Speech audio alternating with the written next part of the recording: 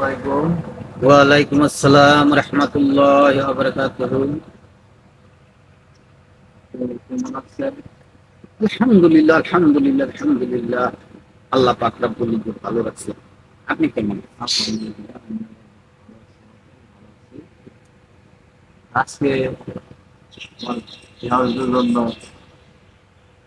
যারা আমার দর্শক তাদের জন্য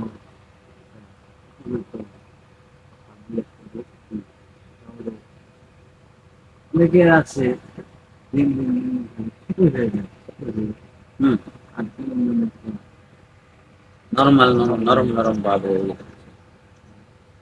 এই মাস থেকে বেরিয়ে আসার জন্য উপায়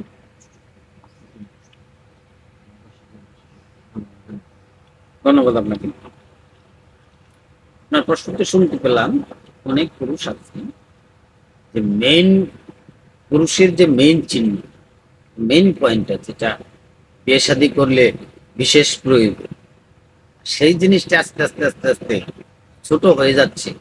সেইটাকে আগের মতো করে 8 থেকে 10 ইঞ্চি লম্বা করে দেওয়া যায় কি, সেই ধরনের কোনো ফর্মুলা আমার কাছে রয়েছে কি?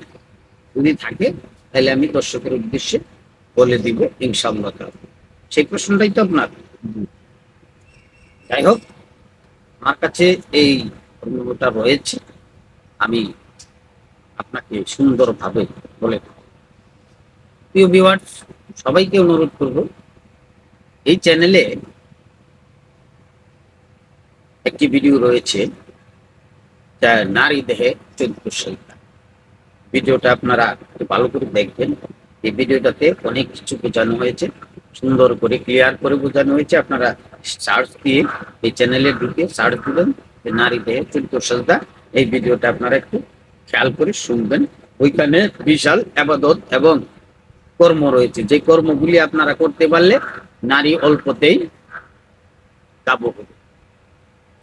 যাই হোক, আপনার প্রশ্নে চলে যাই। আপনার প্রশ্নটা ছিল যে যাদের চিকন হয়ে গেছে, ছোট হয়ে গেছে, দেখে তেড়ে গেছে, এর প্রতিকার, এটা থেকে কিভাবে আমরা পরিত্রাণ পাবো, কিভাবে আমরা এখান থেকে বেরিয়ে আসবো। ধন্যবাদ আপনাকে। প্রিয় ভিউয়ার্স, আমরা ওইখান থেকে খুব সহজে বেরিয়ে আসতে পারবো।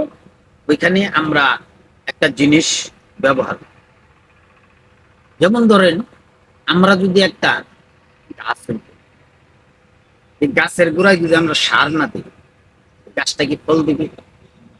হ্যাঁ, দিবে না।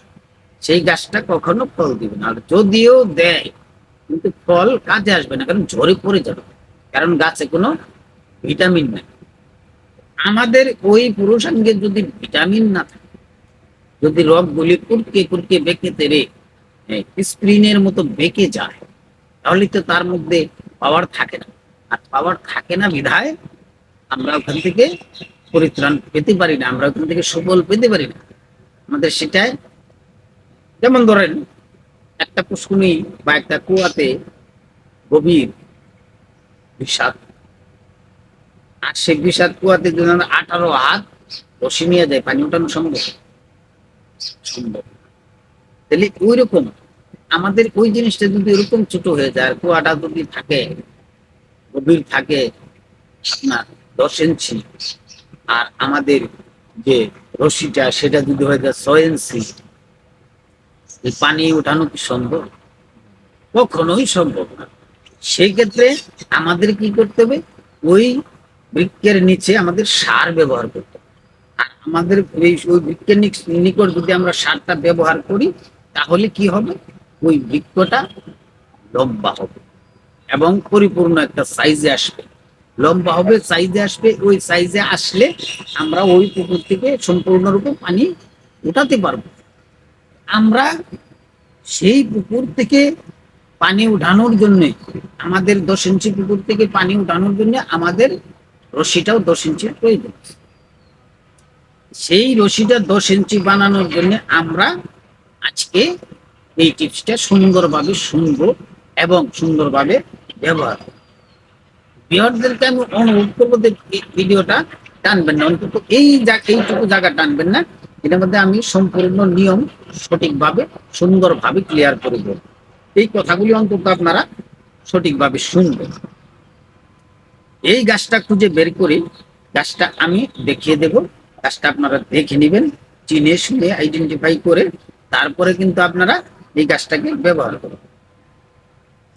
এই গাছটা আপনারা, এই গাছটার নাম হলো এক ধরনের ঝুনঝুনি গাছ। ঝুনঝুনি গাছ কিন্তু দুই প্রকারের হয়। একটা ঝুনঝুনি হয় গোল চিকন, যেটা হয় আপনার এর মতো, কি বলে এটা, ওই বটবডি, বটবডির মতো হয় একটা ঝুনঝুনি গাছ, এই ফলগুলি হয়। আরেকটা হয় এরকম চ্যাপ্টা, চ্যাপ্টা হয়, চ্যাপ্টা হলে এটার ভিতরে বিচি। আমি আপনাদেরকে গাছটা দেখিয়ে দিব, সেই গাছটা দেখে চিনে আইডেন্টিফাই করে তারপরে আপনারা কিন্তু এই ফলটা ব্যবহার করবেন। সেই গাছ থেকে আপনারা ফলটা নিয়ে এটাকে ফাটাবেন, ফাটানোর পরে এর ভিতরে বিচি রয়েছে, এই বীজগুলি বার করবেন, বীজগুলি বার করে ভালো করে মিশে এটাকে পাউডার বানাবেন।